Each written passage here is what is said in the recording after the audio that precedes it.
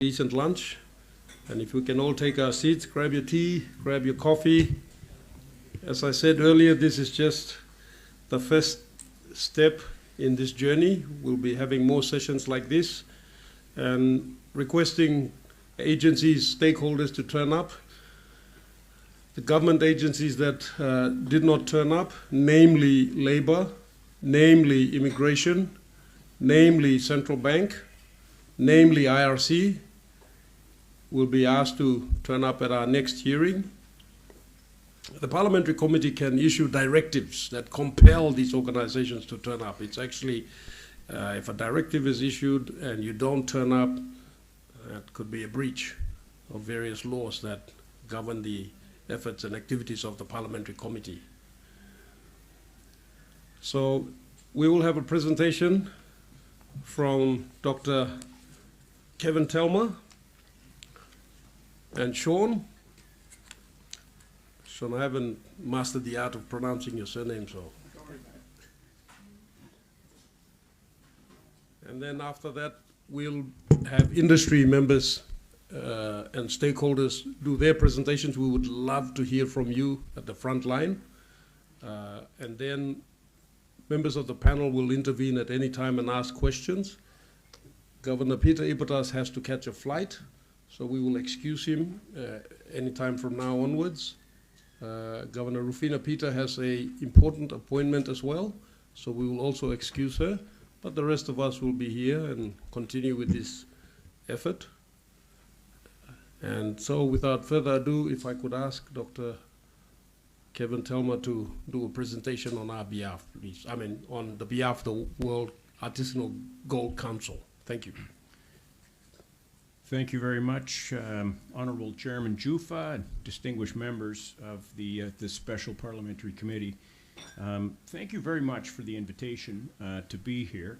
I think it's very important for the for the future of Papua New Guinea and its once upon a time world-leading alluvial gold sector.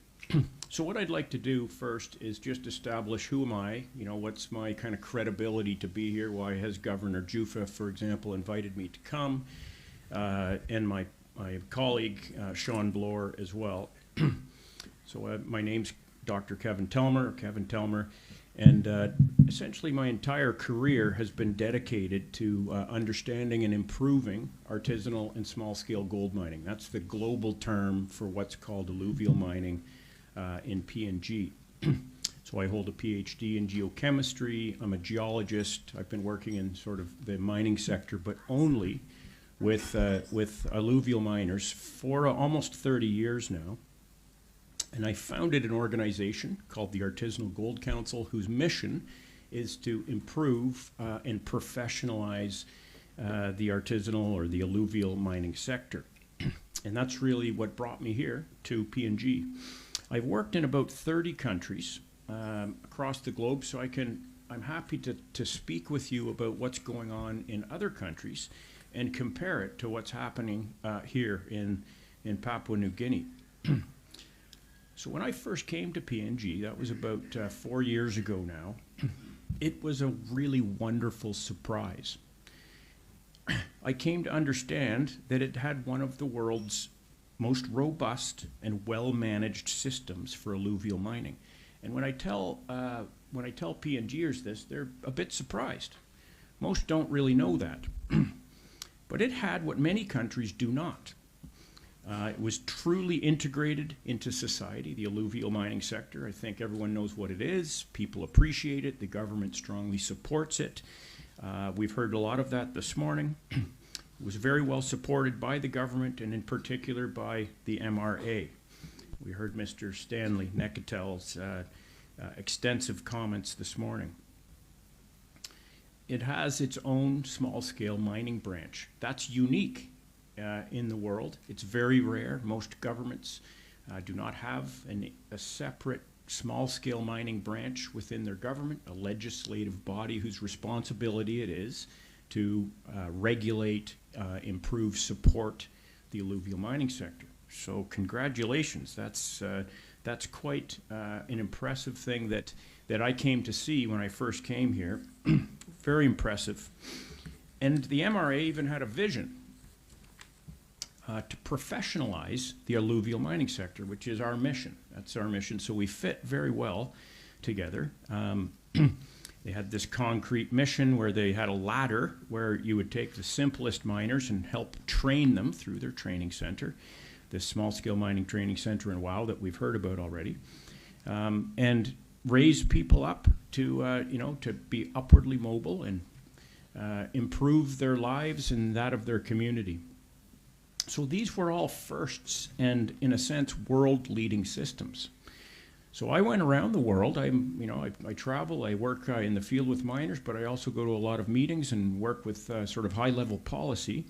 And I broadcast this success at many meetings and within my network and with great enthusiasm, because it was truly a jewel. And that might come as a surprise to you, but it's just because you're not aware of the other parts of the world with alluvial mining sectors have nothing to compare to what PNG had, let's say, starting 4 years ago when I first came. It is really what attracted me to come here, and I'm very happy to be here to speak to you about it. But unfortunately, as we are now discussing, it's become under threat. So this model that really was an example for the world is in danger of no longer being a model, and that's what I've been asked to talk to you about. So really, it's in a state of crisis now, and I want to provide to you 4 lines of proof about that state of crisis. So the data that my colleague Sean Bloor and I have compiled really leaves no room for doubt. PNG's gold sector is facing a crisis, and it's driven by sophisticated illegal actors.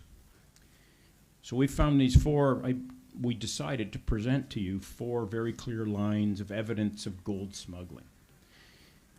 The first line of evidence we've already heard about. Basically, you have falling exports exactly when the gold price is rising, and the level of activity that you see in the field is rising. And I think we have some graphics if you want to show them. Well, there's the rising gold price, is this blue line. And remarkably, you see the falling export level of gold. That's alluvial gold from PNG. But let's have the next slide.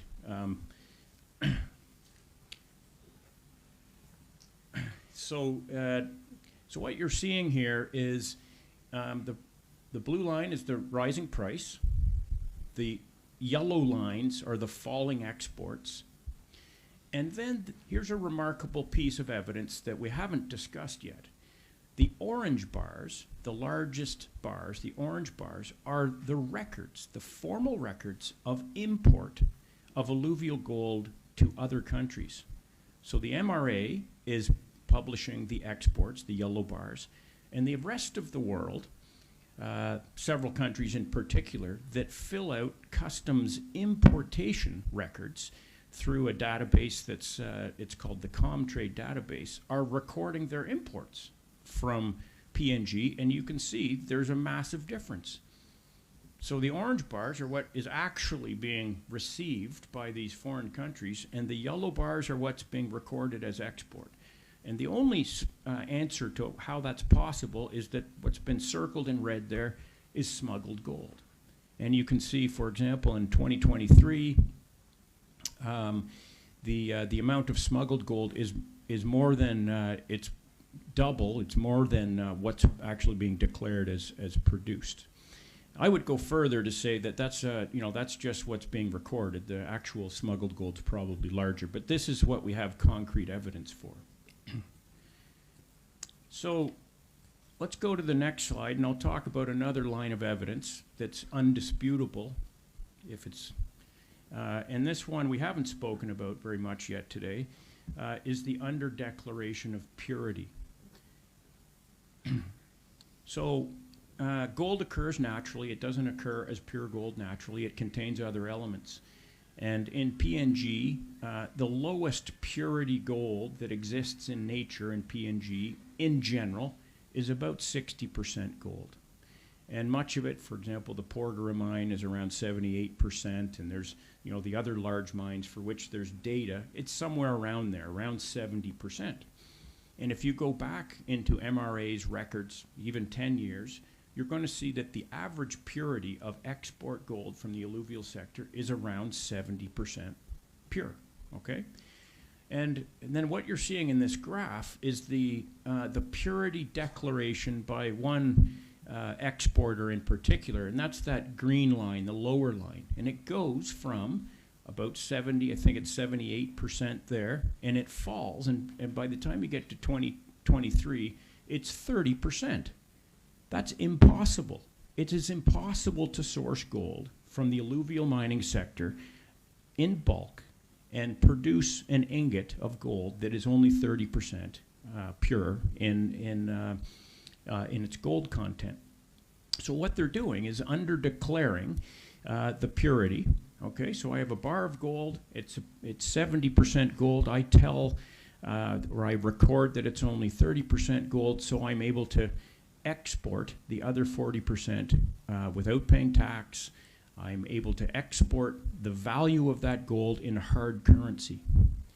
And that is, again, that is a smoking gun. There's just no explanation.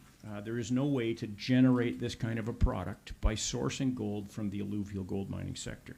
So it's really undisputable. So what happens when this happens, when they do this?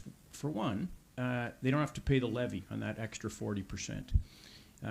For two, they don't have to repatriate the US dollars back into Papua New Guinea, because that's what you're obligated to do. You export the gold, it's refined, it's paid for, and that money must return back to PNG.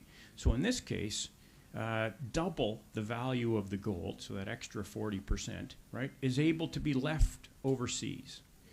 And so really it's, they're this illegally transferring money out of PNG.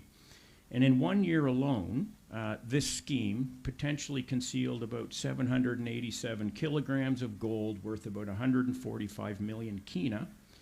And this gold and its revenue, this foreign currency, is basically just being stolen from the people of PNG. Terrible. The third line of evidence that I'd like to present, we've talked on a little bit. It's really about foreign investment during a collapsing legal market. So if you're in the mining industry, you're looking around, hey, where can I open a mine? Where can I, where can I do good business? And I look at PNG's export records, and I see, wow, look, the alluvial gold mining sector is, its exports are plummeting. Why would I invest in a place where the exports are plummeting? It doesn't make any sense. So, that anti-correlation there, the rapid decline of legal exports and the increasing involvement of foreign-backed investment is very suspicious. Why would they do this? And the answer is simple. They're not investing in the legal sector. Essentially, what they're doing is funding the illegal network. And there really is no other explanation. They exploit local licenses, use sophisticated networks to facilitate tax evasion, money laundering, the things that we've heard about. So let me, I'm going to tell you the final line of evidence and then just make some comments about what we see around the world and what kind of destruction this illegal activity is causing in other countries and now also in PNG. So we again, Sean Bloor has been in the business of doing sort of investigative work on all kinds of commodities movements. So we've looked at records, international records, et cetera, and we discovered that the exports coming out of PNG, even though the export license conditions mandated by the bank, by BPNG, require that gold be exported to a refiner that can generate these certified records of purity and payment for the PNG government, we discovered that at least one exporter is sending the gold to themselves. overseas. So they're disguising the destination of the exported gold. So they export the gold to their own company. That company somehow reports back to, the records back to PNG, and then that gold is trans-shipped to another destination to conceal these financial flows. Let me just explain what that means, trans-shipment. So the gold lands in one airport. It does not enter the country where that airport is sitting. It enters a warehouse on this side of customs. And then it's repapered, okay, new documentation that will then describe the gold as in accurate terms, so its purity, for example, and then it's reshipped to another destination. I think we have fairly compelling evidence that that's also been going on. Okay, let me just talk about the destruction that this causes. What kind of destruction is really caused by smuggling? Because if you're a miner in Waubulolo or Goroka, whatnot, and there's a gold shop, and they're going to pay you a price for the gold, you have an option of selling it to different, different buyers, and there's this one buyer that's willing to pay a lot more. That's likely who you're going to sell it to, and I think that's just normal behavior for a small miner. But it's kind of a devastating consequence for the nation. At a high level, this compromises the economic sovereignty of PNG because the illegal financial flows that are associated with this undeclared gold directly deplete PNG's hard currency reserves. The lack of enforcement that's going on. Sorry, Dr. Kevin, may I just ask you to repeat that line that you just stated? Sure thing. Illegal financial flows. Yes. I'm saying that the illegal financial flows compromise the economic sovereignty of Papua New Guinea because the undeclared gold exports directly deplete PNG's hard currency reserves. And We have the team from the Bank of PNG here, I believe. So, gentlemen, you'll be taking notes. That's a very interesting statement right there. The illegal financial flows compromise the economic sovereignty of PNG. And Kevin, please continue. I lost that last part there. No problem. I welcome interruptions. I think everyone does because it adds a little bit of pace and makes it easier for people to listen. In this, we've heard already about the Financial Action Task Force and the Grey List, and this is leading to making life more difficult for many Papua New Guineans, right? This continued failure to act against these organized illegal financial flows will cause... Dr. Telmer, my apologies for interrupting again. We just... Governor Peter Ipatas has a flight to catch. He's got other urgent business, and he's excused himself just to advise. You may continue. Thanks. Thank you. Safe travels, Governor. Okay, so there's the big picture that I've just addressed, but in my world, I work in the world of small miners and the community of small miners. Most tragically, the smuggling is destroying the livelihoods, really, of tens of thousands of honest citizens. So you have legal and illegal gold flows, and those cannot coexist.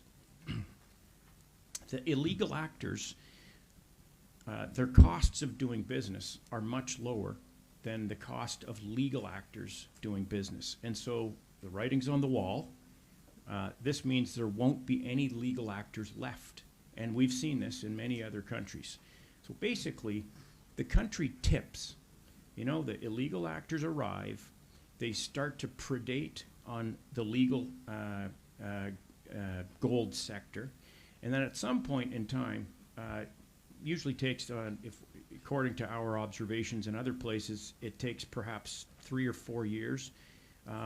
You won't have any legal, gold buyers or anybody that's able to truly obey the law left operating.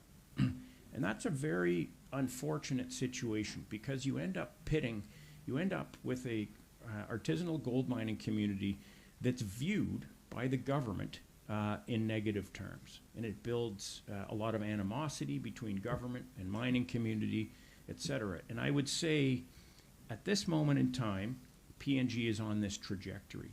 It's on this trajectory towards tipping into an entirely illegal sector. It's getting close. I mean, we've heard the numbers earlier today from the distinguished members, where 120,000 ounces of gold has fallen to 40,000 ounces. And I would say the actual production's higher than 120,000 ounces now. That's shocking. That is a sector that's operating at about 2/3 or 3/4 of its capacity is running through the illegal sector.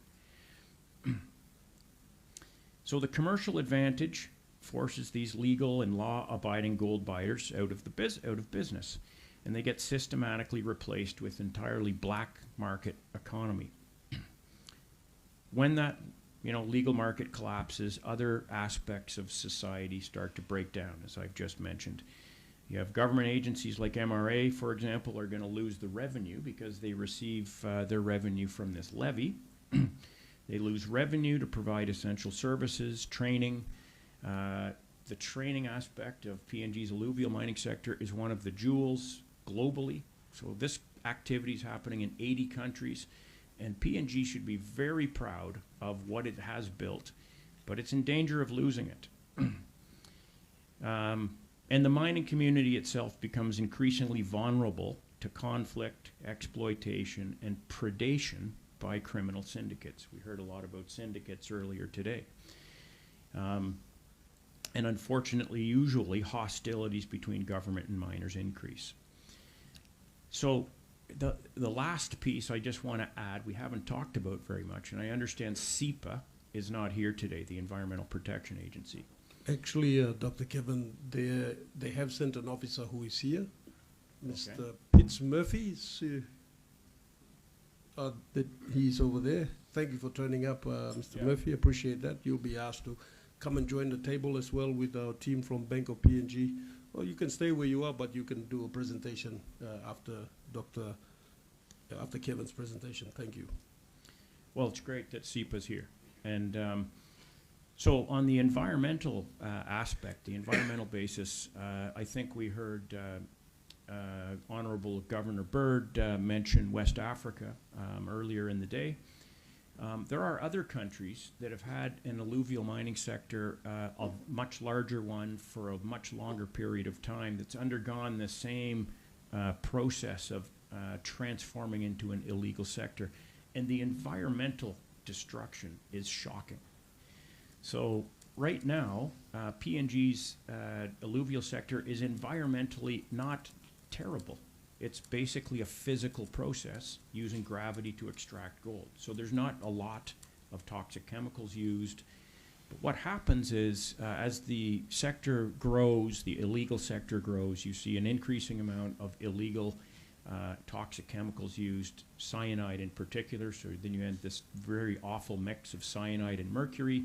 And the operators that are using these materials and generating this waste, well, they disappear. As soon as they get the gold, they leave. So there's nobody left to clean up except the state. And this really does leave a legacy in the environment that can last for generations. So you're looking at, this is another very strong reason to try to avoid this system from tipping into the illegal sector. So let me just conclude. Thank you very much again for the audience.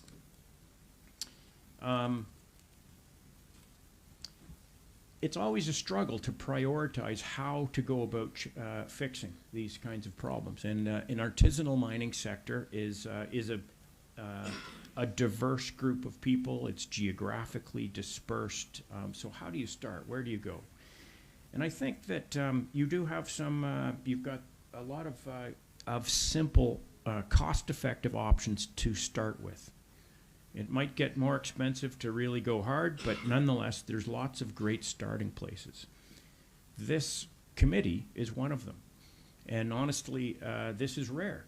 Just like what I'm calling the jewel of how you've organized your alluvial mining sector, here we are at the highest level, in a sense, of government, calling together all of the various parties. And this is rare to have happen in other countries, where artisanal mining is often viewed as a very low priority. So you're off to a great start. We've heard about, we heard a little bit from FASU and other parts of the Bank of Papua New Guinea. So there are export licenses that are emitted, and there are import and export records that are, I think, very, if Sean and I can put together this evidence fairly quickly and fairly cheaply, that's a good, it's a good example of how you can go about just turning up the volume a little bit on the diligence of collecting those records and shutting down the illegal operators. So I would suggest starting there.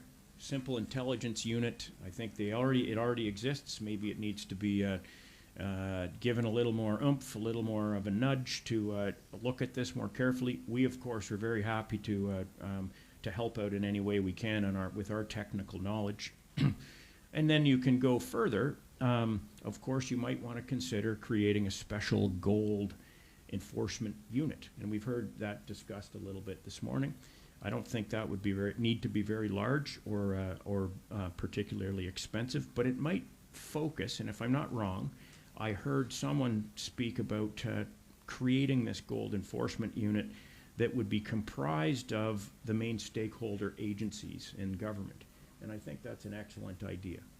That way you get everybody on the same page quickly and understand where the barriers are. You can go further. I think control at the airports, that's important. A technical monitoring system, for example, and equipment. And then back to Stanley Necatel of MRA's request, in a sense, for increasing the capacity of MRA. I would strongly support that as well, because in the end, this problem won't be solved in the office. You need people out in the field. And that's where, that's really how Sean and I can come to a group like this and speak with confidence, because effectively we've been in the field for many, many years. And it enables us to speak, I think, somewhat concisely about the issues and try to help out. So in conclusion, honorable members, Special Parliamentary Committee, PNG's alluvial gold sector is a perfect engine for upward mobility. It's a great opportunity for your citizens. It's a natural, decentralized system that puts wealth directly into the pockets of your rural people. That allows them to educate their children, build businesses, move on, build a better life, etc. It's a wonderful and particularly poignant resource with a very low entry point, but it's being molested at this moment, and on a fairly massive scale, to be frank, and that's destroying this capacity that the sector has to empower its own citizens. And so, thank you again for your attention, but I implore you to act quickly and try to get what appears to be a worsening problem under control. Thank you very much. Dr. Kevin Telmer, thank you so much for your presentation. Before we move on to Central Bank and SIPA, I just wanted to ask, Doctor, with your experience of working, in the alluvial sector around the world, have you come across any players in this sector who comply and have a system that you can recommend in terms of data collection, traceability, and compliance perspectives that may be able to help us, to work towards helping develop recommendations to ways forward to get PNG away from this direction that we've taken, unfortunate direction, I would like to say. Because from what I've just heard, we were already in a great place. And now we seem to be moving away to a dark place. We want to avoid getting to that dark place. How do we stop getting there? What are your thoughts before we proceed, just If you Yeah, can that's a great elaborate. question. So what are the other good examples in the world? And what could PNG learn from? But I would say also, what can PNG share? What can, because you do have some, that all of the good news that I started with still exists. So this business is occurring really in 3 continents. So you have Asia, all of the southern Asian countries. You have South America, and you have Africa. And in each of those jurisdictions, there are some good examples. So Peru, I think in South America, has a very functional small-scale mining sector.